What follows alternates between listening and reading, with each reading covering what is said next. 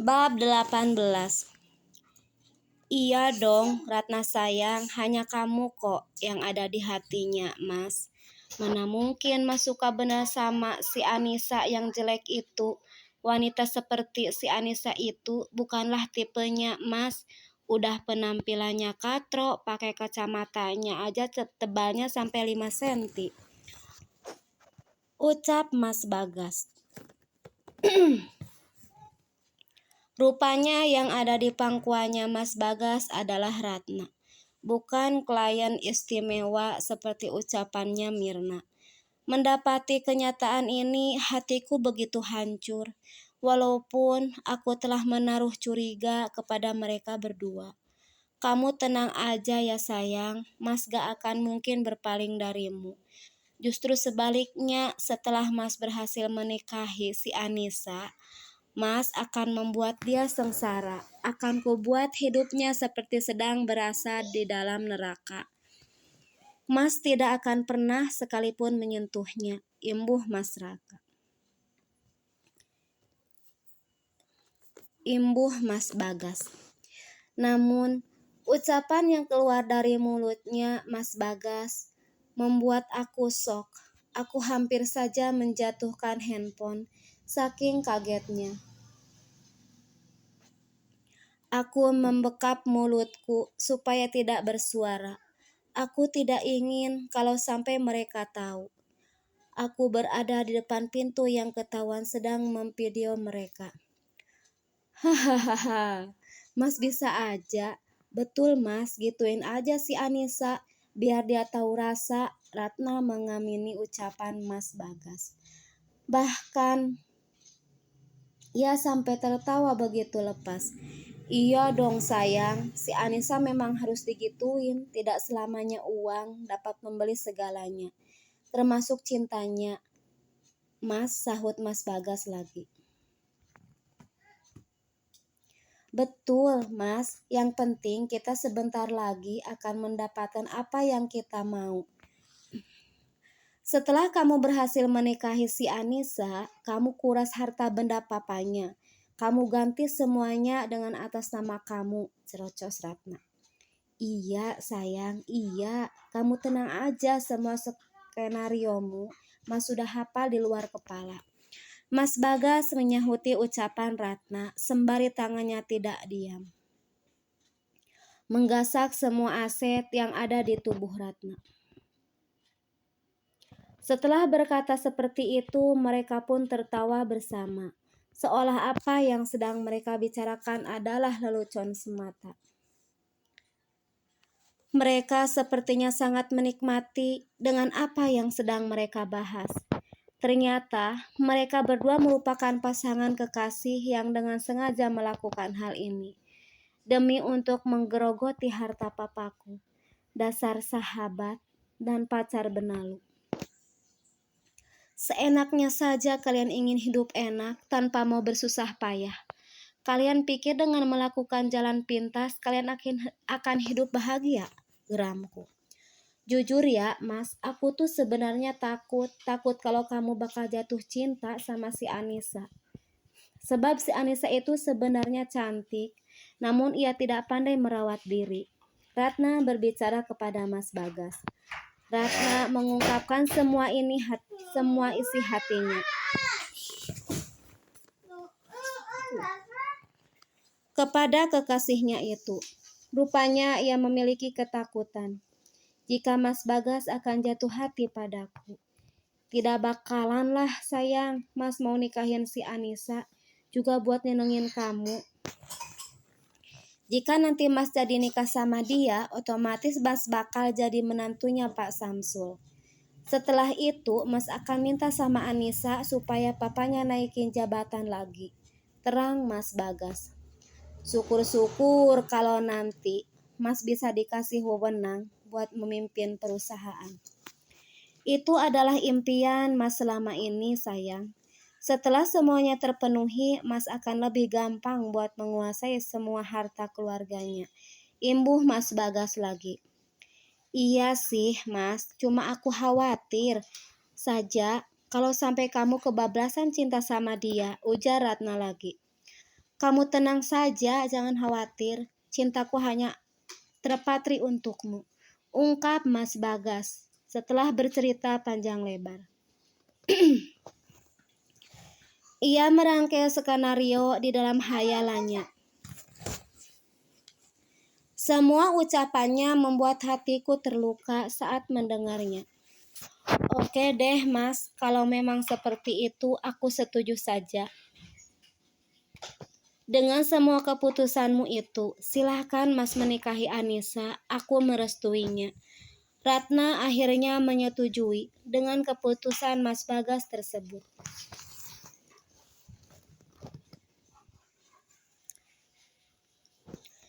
Semuanya tidak akan semudah yang dipikirkan, Mas Bro. Aku akan menggagalkan semua rencana jahat kalian. Aku akan membuat kalian membayar apa yang telah kalian lakukan padaku selama ini, gumamku dalam hati. Gitu dong sayang, lagian kamu ini aneh. Bukankah semua ini adalah rencanamu? Hingga kamu tega mengorbankanku supaya mau mendekati si kacamata tebal itu. Kini, setelah selangkah lagi sampai tujuan, kok kamu malah seperti ini sih? Tanya Mas Bagas kepada Ratna, sambil mencubit kedua pipi Ratna. Sepertinya ia sangat gemas dengan perempuannya itu. Mas Bagas pun kembali mengecup bibir Ratna, malah kelihatannya semakin mesra. Kini aku tahu apa motif Ratna sebenarnya. Ia memperkenalkanku dengan Mas Bagas yang ternyata adalah kekasihnya. Mereka berdua rupanya bersekongkol hanya ingin menguasai harta keluargaku saja. Namun sayang, semua itu tidak akan pernah terjadi. Setelah apa yang kudengar dan kulihat barusan, semuanya itu telah membukakan mata dan telingaku yang buta dan tuli karena cinta. Mas, sayang banget ya sama aku, tanya Ratna. Iya dong sayang, makanya Mas mau mengikuti keinginanmu, sahut Mas Bagas. Sebesar apa cintamu Mas? Tanya Ratna lagi. Lebih besar dari harta kekayaan keluarga Anissa, sahut Mas Bagas lagi. Rupanya Bagas begitu mencintai Ratna hingga ia rela berkorban. Ternyata aku berada di depan ruangan Mas Bagas lumayan lama, hampir 20 menit. Untung saja tidak ada orang yang melewati ruangan tersebut. Sehingga saat aku berada di depan pintu Mas Bagas, tidak ada yang mengetahui kecuali satu orang, yaitu Mirna. Jika saja ada yang lewat, aku pasti sudah ketahuan. Memang pada dasarnya orang yang berbuat jahat tidak akan selamanya berjaya, seperti Mas Bagas dan Ratna ini.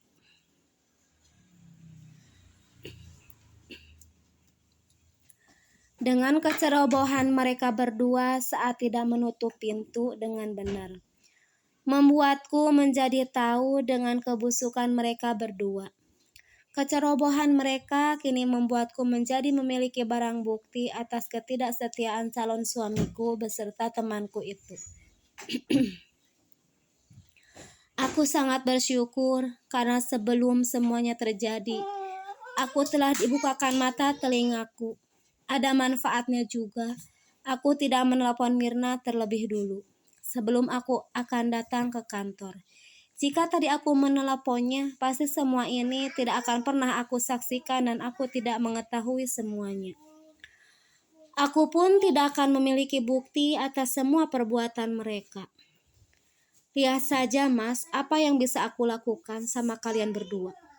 Aku berkata dalam hati. Setelah itu aku pun segera pergi sambil kembali membawa paper bag yang berisi makanan kesukaan Mas Bagas. Sesampainya ke meja Mirna, aku menghentikan langkahku. Mirna, makanan ini untukmu saja, tapi awas ya, jangan sampai Mas Bagas atau Ratna tahu kalau aku hari ini datang ke sini. Jika sampai bocor, aku gak akan segan-segan menyuruh Papa supaya beliau mecat kamu. Camkan itu, Mirna. Aku berkata sambil memberikan paper bag yang berisi makanan.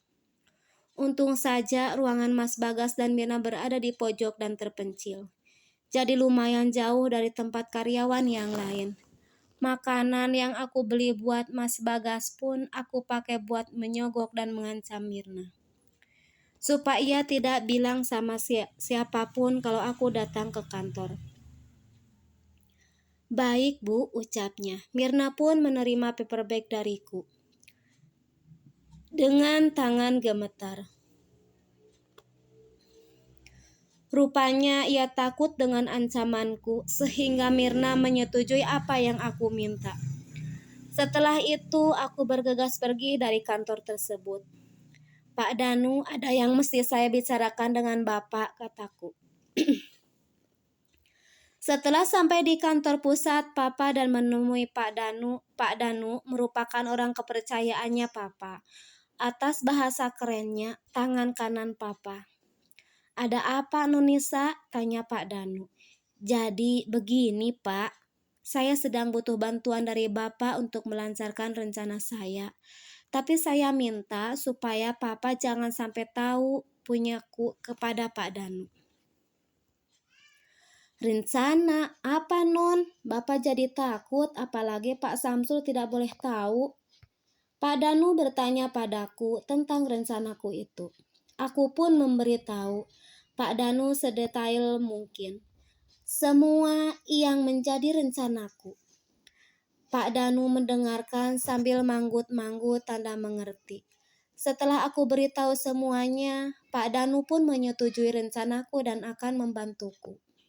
Oh, jadi begitu ya Non. Baiklah, Bapak bersedia membantumu, walaupun harus tanpa sepengetahuan papamu, ucap Pak Danu. Terima kasih Pak, saya sangat bersyukur kalau Bapak mau bantu saya, sahutku. Iya, sama-sama Non, ujarnya. Ya sudah, saya permisi dulu ya Pak, saya takut mengganggu kerjaannya. Nanti Bapak dimarahin Papa gara-gara saya. Aku pamit kepada Pak Danu karena sudah cukup lama aku di sana. Takut mengganggu kerjaannya juga. Assalamualaikum, ucapku. Setelah mencium punggung tangannya Pak Danu. Waalaikumsalam, hati-hati ya Non, sahutnya. Aku pun segera pergi dari ruangannya. Pak Danu menuju parkiran. Untung Papa sedang tidak ada di kantor, ia sedang ada meeting di luar kantor. Sehingga ia tidak tahu aku menemui Pak Danu. 1 bulan telah berlalu dari kejadian yang membuatku syok saat di kantor waktu itu. Saat ini keluargaku sedang sibuk-sibuknya untuk mempersiapkan hari esok.